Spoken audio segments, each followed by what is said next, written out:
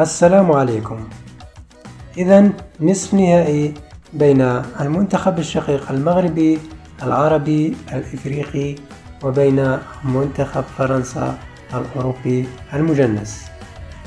توقعاتنا لنتيجة هذه المباراة إن شاء الله في نصف نهائي المونديال ستكون صعبة جدا على المنتخب المغربي، ولكن هذا لا يعني أنها ستكون أيضا صعبة على المنتخب الفرنسي الذي يعتمد كثيرا على اللاعب مبابي بشكل كبير جدا غير اللاعبين الآخرين. ولكن مبابي في هذه المباراة لن يفعل أي شيء. لماذا لا يفعل أي شيء؟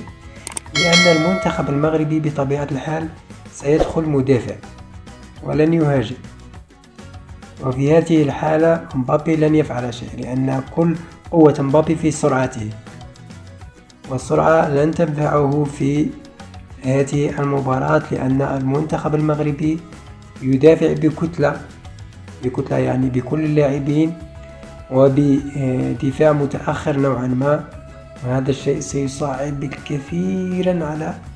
سيصعب المأمورية كثيرا على المنتخب الفرنسي، لأنه لو لم يسجل هدف لن يخرج المنتخب المغربي أبدا، وهذا مستبعد بطبيعة الحال، لأن المنتخب المغربي قوي في الدفاع، والدليل على ذلك أنه استقبل هدف واحد فقط في كل مباريات كأس العالم، استقبل هدف واحد فقط، وكان الهدف يعني من خطأ مدافع فقط. لو لم يكن المدافع لو لم يرتكب المدافع تلك الخطأ لن يكون أي هدف في شباك المنتخب المغربي. والمغرب قوي جدا، كلنا شاهدناه في المرتدات، قوي جدا، قوي قوي قوي قوي، ولن يتساهل مع المنتخب الفرنسي. بطبيعة الحال سوف يدخل المنتخب الفرنسي مهاجم كما تعودنا عليه، والمنتخب المغربي سيلعب بنفس الطريقة في الخلف، كتلة واحدة، جميع اللاعبين يدافعون وجميع اللاعبين يهاجمون، والمنتخب المغربي قوي في المرتدات.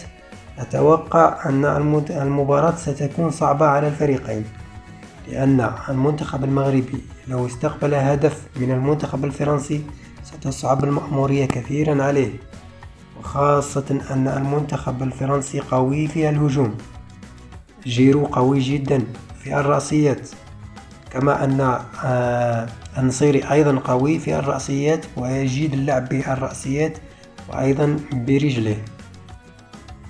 أتوقع النتيجة في هذه المباراة صعبة عليه جدا، ولكن أنا متفائل بالمنتخب المغربي، وما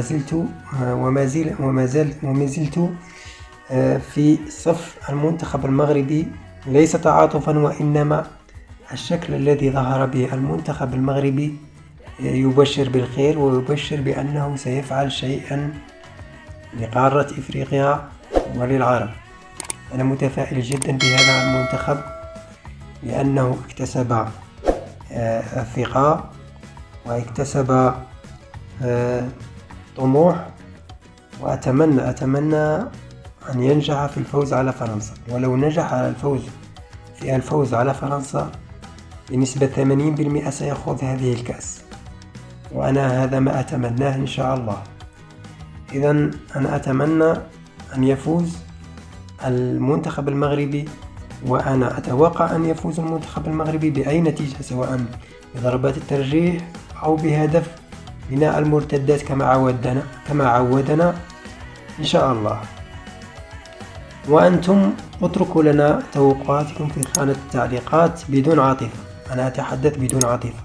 أنا أعرف أن المنتخب الفرنسي قوي، ولكن لا ننسى أن المنتخب المغربي أيضا قوي في كل الصفوف، في وسط الميدان، حتى حارس المرمى قوي جدا على منتخب حارس المغرب، أقوى من حارس المنتخب الفرنسي. نتمنى أن ينجح المنتخب المغربي في فك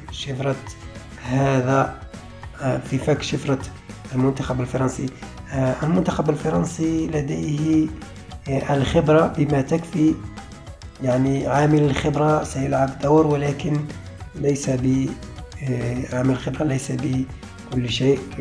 ونتمنى أن يفوز المنتخب المغربي في 90 دقيقة الأولى إن شاء الله. اتركوا لنا آراءكم في خانة التعليقات لمن سيفوز بهذه المباراة إن شاء الله وتأهل إلى النهائي.